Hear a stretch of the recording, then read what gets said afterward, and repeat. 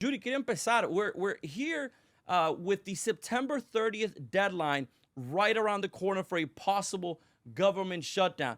This is not the first time we hear about a government shutdown. It's something that tends to come year after year. And anyone who kind of follows politics understands that this is a time where it's tough negotiating. It's especially lately because there's been razor thin margins, right? In the Senate, you need the 60 votes. In the House, you need a simple majority. But even then, there's sometimes Republicans who aren't fully on board with what the leadership is going on, or vice versa. This has happened under Democrats as well, and Democrats sometimes have felt that these bills aren't progressive enough and they aren't voting. So my question to you is, how do we get out of this? How do we get out of this year after year of sort of governing under crisis? And also, one thing I do want to add, this is very important. What tends to happen is that people, when they start negotiating, they start adding spending to these bills, right? Right. The reason why the government is about to shut down is because the spending isn't there, the funding isn't there. So they just say, hey, I need, to get my vote, I need this kind of funding for my district or for this kind of project. So how did we get here is the question, Judy. Well, it's deep political polarization and a flawed budget system. I mean, we know that every year Congress needs to pass 12 appropriation bills, but they don't. Why? Because they want that leverage, right? They want that leverage to put their special interest in there right to the very last minute. So we're forced to do these continuing resolutions, which is really just a Band-Aid, right? A Band-Aid to kick the can down the road. I think the public is sick of this.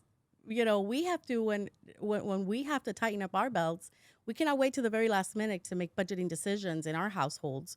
And the expectation is that Congress would do the same. That's not happening. So I think what we want is to restore regular order and appropriations and return to bipartisan negotiations early in the fiscal year, not last minute. I think you're spot on the Band-Aid side, because what typically happens is they have these continual resolutions, and basically what they're saying is like, hey, we're going to continue with what we have, but just for like 30 days. Right now, Congress is actually looking at a bill that would take us to November. I forget if it's November 1st or 31st after Thanksgiving, but it's in November. So in other days, they're just kicking the can down the road, as Judy said, and they're just allowing this funding to continue for a few more days so they can continue the negotiations. Because what typically happens is negotiations haven't really gone anywhere.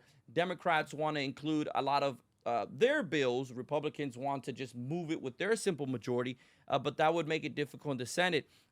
Alejandro, how do you see this situation? Right now, it's in the House, where the House, it's a little bit simpler, right? They just need their 218 votes or so for a simple majority.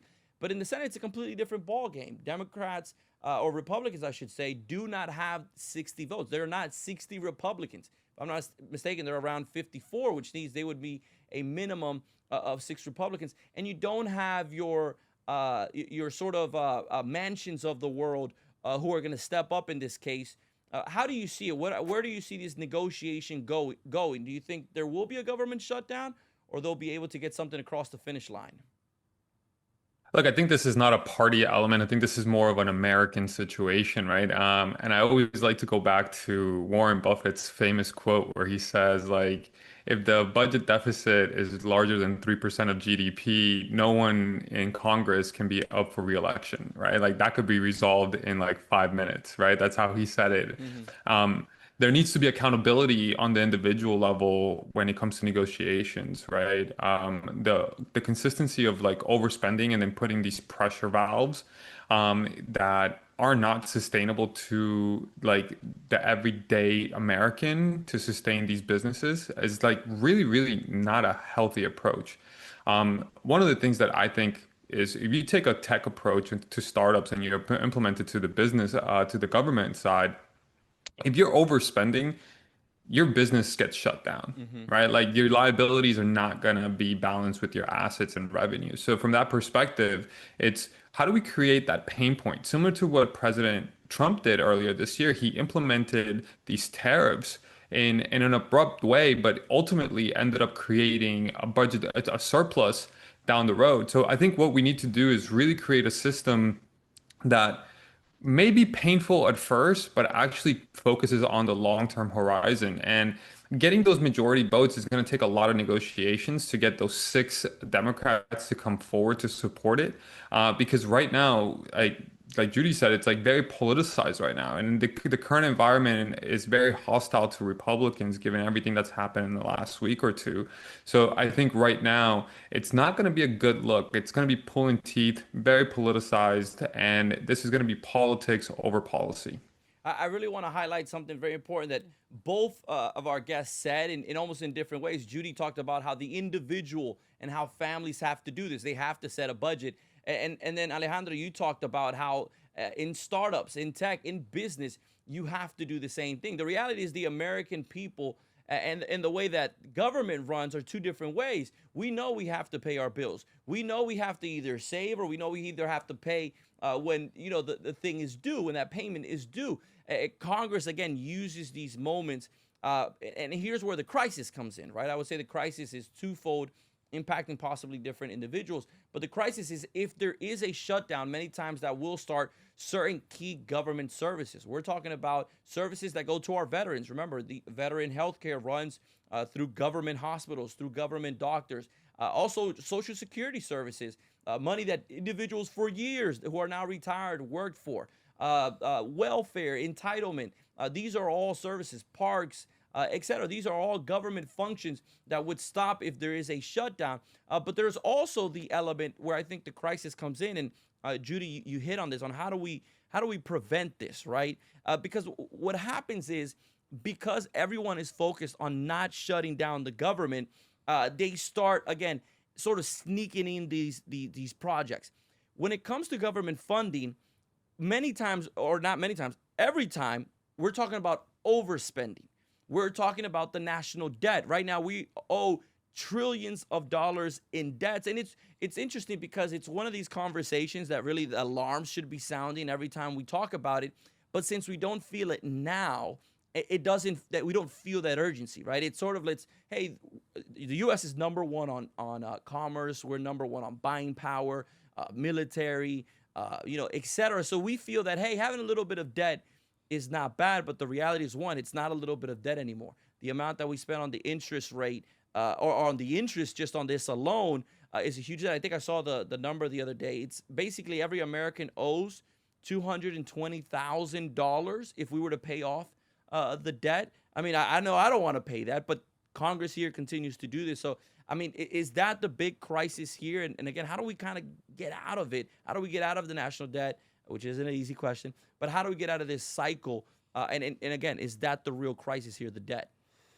We haven't balanced the budget in years, and I think President Trump is on the right track where we're going to feel some pain points at the beginning with the tariffs, but eventually it'll pay off. He's a businessman. He knows what he's doing on this front. But really, we're leaving this debt to our children, and that's not fair. And that's not fair to them because it is going to impact whether they can afford a home. Well, everything is just going to get more expensive. We've all had this conversation before, how difficult it is at the moment to afford anything because of the last 4 years, how detrimental the Biden era was to our economy. But what we're leaving to our children is just trillions and trillions of dollars in debt. And the only way we're going to do that is to really stop playing politics. And these members of Congress really need to do their job, balance the budget, reform the process, stop playing politics.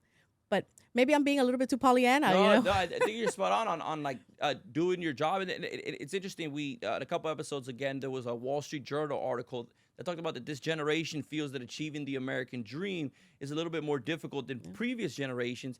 And when you start adding the fact that next generations, at a certain point, the clock is ticking and they're probably going to have to pay this debt, that's going to become a lot more difficult. Before moving on to our next topic, Alejandro, I have a question for you. You're coming out of Charlotte, North Carolina. That's home for you. That's where you're raising your family.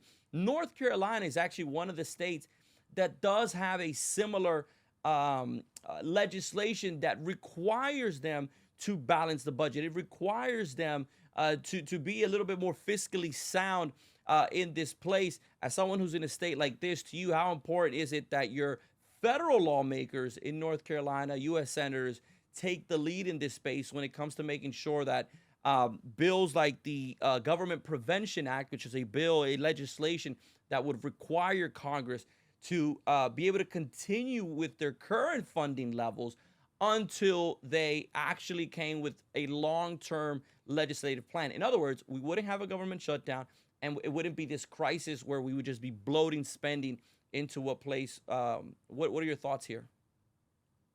Well, number one, I think making regulations be more pro-business. So I think what President Trump is doing is really great at making sure that we reshore a lot of the businesses to generate revenue, to create jobs from that perspective, to drive the economic value of our GDP and our society.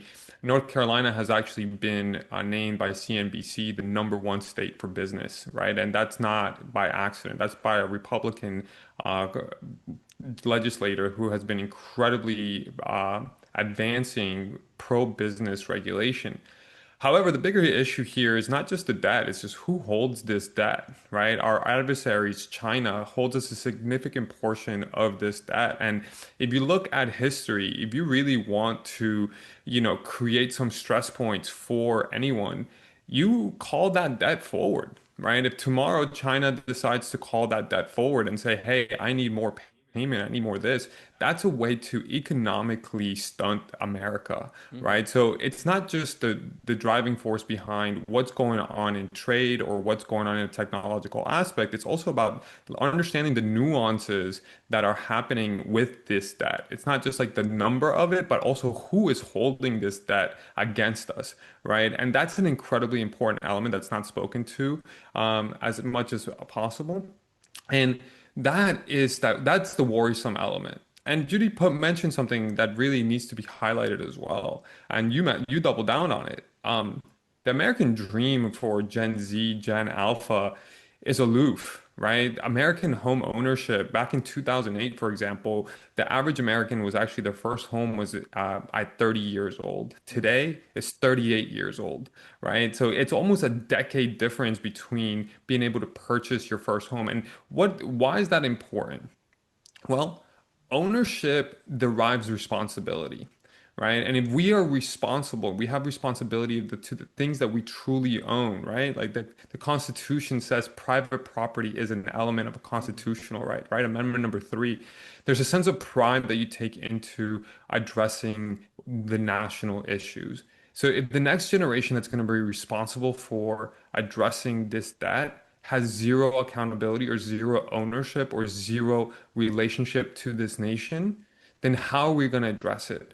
Right? This like you'll rent everything, you won't own anything, and you'll be happy mantra is not exactly in the right trajectory, both from a generational standpoint and from an American dominance perspective. Yeah, I think that's so important. Very important points and essential when it comes to that future generation and when it comes to ownership.